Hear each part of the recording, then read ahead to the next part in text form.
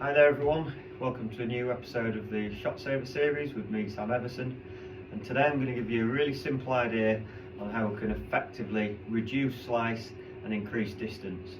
So I hope you enjoy. One of the most common setup sequences we see with people who struggle with the slice is actually how they take hold of the club. So you just notice on this driver here I've actually put some tape on the top of the grip to leave the backside black, just to show you what I mean.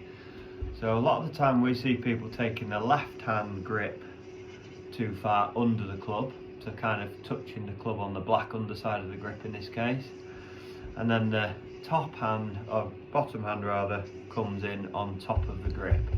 Okay, so this has two influences on slicing the ball. First one is we get the grip in a weaker position, which tends to leave the face open. But the second one, more subtle thing, is just watch my shoulder alignment when I grip under and over.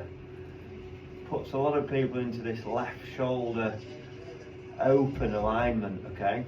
So let's hit a shot with that pattern. So I'm under with the top hand, over with the bottom hand. So straight away I feel like I'm going to swing down and to the left, and my grip's going to deliver an open face. So we'll have a little look, see what happens, and we'll check the numbers.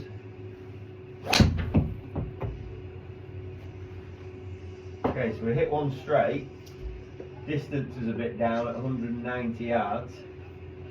And if we have a little look here, top left, face open 6 degrees, path 13.5 out to in because of my shoulders, and the angle of attack 5 degrees down. So those three things there are causing huge loss of distance and slice on the ball. You can probably see on the screen there, see the shape that my ball's taken there. It's kind of a big left to right cutty one.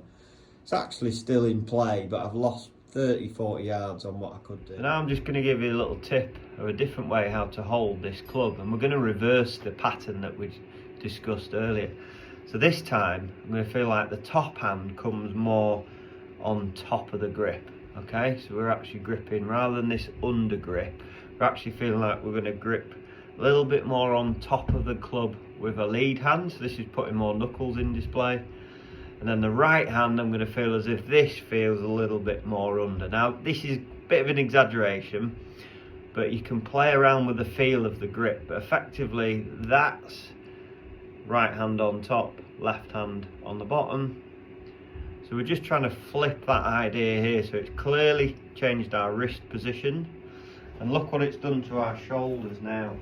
When I grip it more this way, can you see now I'm more tilted a little bit to the right, my shoulder alignment feels more to the right, so that's going to allow us straight away to feel like we can get that more into out upward hit. So we're going to take this new grip idea and we're going to hit a shot now. Let's see what it does to the numbers and the distance. Okay, so the idea with this is we're going to hopefully reduce the slice.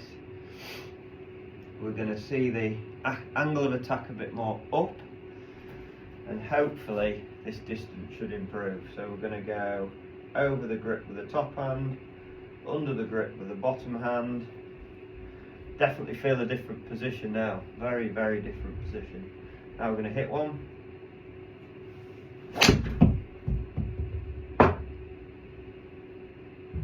Much better feeling strike. And I've just gained 50 yards there. So let's have a little look at the numbers and see what's happened. So if we look at the top left this time, our swing path's now gone slightly into out due to the shoulder alignment change. And with the wrist position, we've now allowed to square the club. So instead of being 5, 6, 7 degrees open, we've now got it slightly closed. And the big difference here for distance, look at the bottom left there, attack angle now 5 degrees up. So that's what you really need, that attack angle up with the driver to get that high launch, okay? That's what's kept the spin down. And then if we have a look at the flight on screen compared to the first one, a lot straighter. So don't worry if you don't see the draw initially. You know, we're not trying to make you from a 30-yard slicer to a 20-yard draw of the ball. What we're looking to start with is reduce the left to right curve, which is not only going to help your accuracy, it's also going to help that distance as well. You can get a more efficient strike. And if we look at the distance there, 244. So for the same club head speed, I've just gained 50 yards due to face angle, angle of attack and path. So like a lot of the tips that we give you guys to practice, you know, it might not work for everyone, but you never know till you try it. So next time, dead simple ideas. Let's get this top hand on the top of the grip, right hand feeling more under, and let's see if we can start moving that path to the right, face to the left. Let's reduce the slice and add more distance. Thanks for watching, and I'll see you next time.